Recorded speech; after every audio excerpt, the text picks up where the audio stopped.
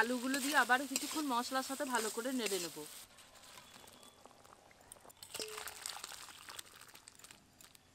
চিংড়ি দিয়ে সিম আলু বেগুনের এরকম তরকারি থাকলে গরম ভাতে আর কিছুই চাই না। আমার তো দারুণ লাগছে এটা। এদিকে নিয়েছি সিম আলু বেগুন আর অন্যদিকে নিয়েছি একটু বড় সাইজের চিংড়ি। আজকে এই সিম আলু বেগুন আর চিংড়ি দিয়ে দারুণ স্বাদের একটা রান্না করব। শীতের দুপুর বলুন বা রাত্রে গরম গরম ভাতের সাথে কিন্তু খাওয়া একেবারে জমে যাবে।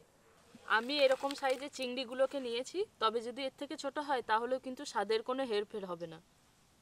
চিংড়ি মাছগুলোকে আমি ভালো করে ছাড়িয়ে নেব। চিংড়ির প্রথমে সুর আর পাগুলোকে কেটে নেব। পুরো চিংড়িটা কিন্তু আমি কাটবো না, এবার মাথার কাছটা কেটে নেব আর এদিকে লেজের কাছটা কাটবো।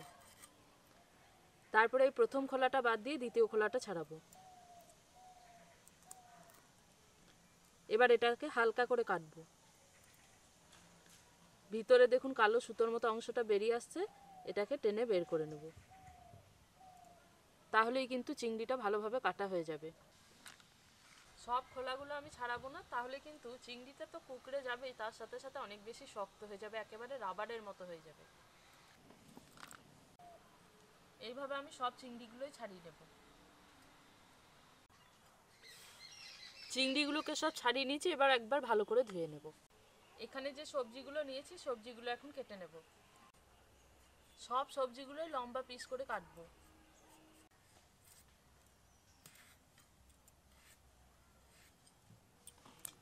সিমগুলো বেশ বড় বড় আছে, তার জন্য শীত দুটোকে আমি কেটে নিয়ে দুই ভাগ করে নেব।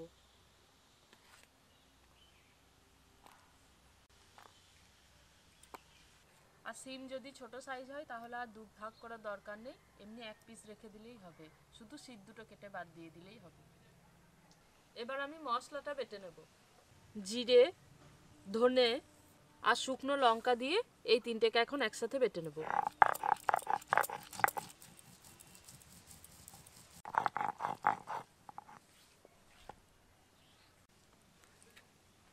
কড়াইতে পরিমাণ মতো সরষের তেল দেব। কেটে রাখা আলুগুলো দিয়ে দেব।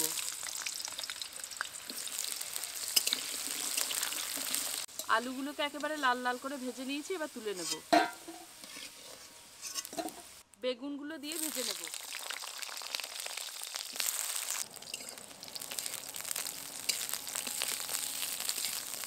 বেগুনগুলো ভেজে নিয়েছি, একটু লালচে রং ধরে গেছে, এবার তুলে নেব। ঠিক একইভাবে শিমগুলো দিয়েও ভেজে নেব। শিমগুলো দিয়ে দিয়েছি, এবার লালচে করে ভেজে নেব। শিমগুলোকে একটু লালচে করে ভেজে নিয়েছি, এবার তুলে নেব। এবার আমি এই তেলের মধ্যে দিয়ে দেবো বেছে রাখা চিংড়িগুলো। লবণ দেব আর হলুদ গুঁড়ো দেব।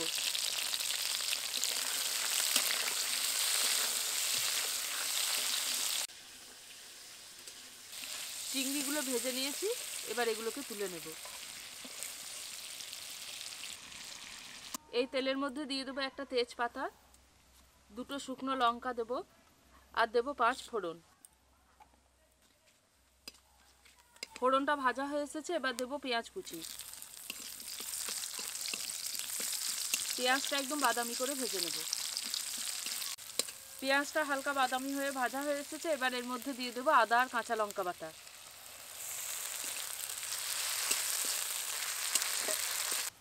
সব কিছুকে ভালোভাবে ভেজে নিয়েছি, এবার এর মধ্যে বাকি মশলাগুলো দিয়ে দেবো।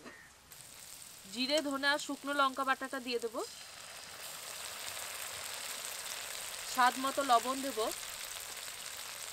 আর হলুদ গুঁড়ো দেব।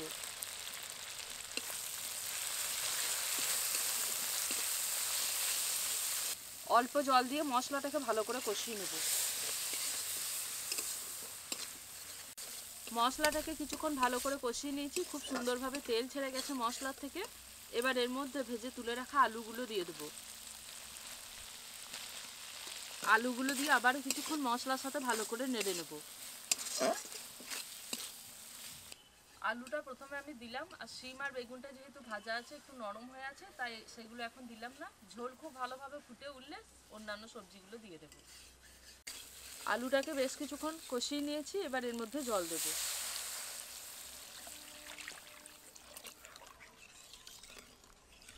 ঝোলটা খুব ভালোভাবে ফুটে গেছে, এবার এর মধ্যে দিয়ে দেবো টমেটো কুচি। টমেটোটা আমি পরে দিলাম, ফুটতে ফুটতে টমেটো এমনিই সেদ্ধ হয়ে যাবে, আর তাতে করে একটু টক টক ভাব লাগবে, খেতেও ভালো লাগবে। আবারও ঝোলটা ফুটে উঠলে বাকি সবজিগুলো দেবো। ঝোলটা আবারও খুব ভালোভাবে ফুটে গেছে, এবার এর মধ্যে ভেজে তুলে রাখা সিম দিয়ে দেবো, বেগুন দেবো, আর 4টে কাঁচা লঙ্কা দেবো। এবার সব কিছু ভালো মতো করে সেদ্ধ করে নেব। সব কিছুকে কিছুক্ষণ খুব ভালোভাবে ফুটিয়ে নিয়েছি, আর দেখুন সবজিগুলো সেদ্ধ হয়েছে, অথচ কিন্তু খুব বেশি গলে যায়নি। খুব বেশি গলে গেলে না আবার দেখতে বেশি ভালো লাগে না। এবার এর মধ্যে ভাজা চিংড়িগুলো দিয়ে দেব। চিংড়িগুলো দেওয়ার পর আবারও খুব ভালো করে ফুটিয়ে নেব। এবার খুব সামান্য ধনেপাতা কুচি দেব।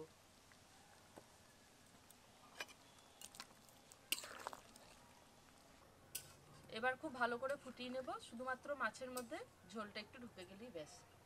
আর এর কিন্তু স্বাদটা অপূর্ব, গরম গরম ভাতে খেতে দারুণ লাগে। সব কিছুকে খুব ভালো মতো করে ফুটিয়ে নিয়েছি, এবার এটাকে নামিয়ে নেব।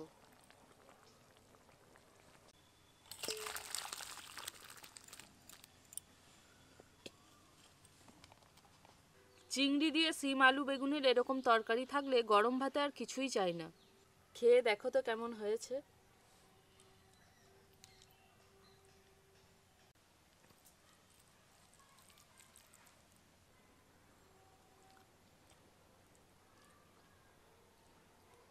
আমার তো দারুণ লাগছে এটা।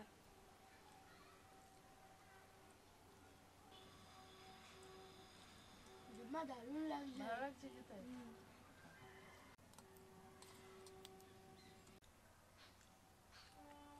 চিংড়ি মাছটা দারুণ হয়েছে, দারুণ।